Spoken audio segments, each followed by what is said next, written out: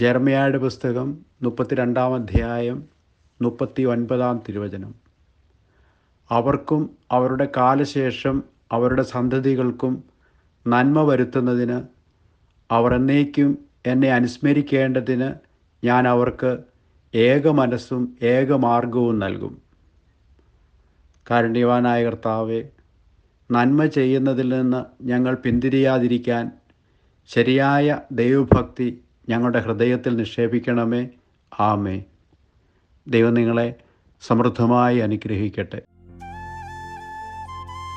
നമ്മുടെ കർത്താവ് ഈശോ മിശിഹായുടെ കൃപയും പിതാവായ ദൈവത്തിൻ്റെ സ്നേഹവും പരിശുദ്ധാത്മാവിൻ്റെ സഹവാസവും നാം എല്ലാവരോടും കൂടി ഉണ്ടായിരിക്കട്ടെ, ഇപ്പോഴും എപ്പോഴും എന്നേക്കും.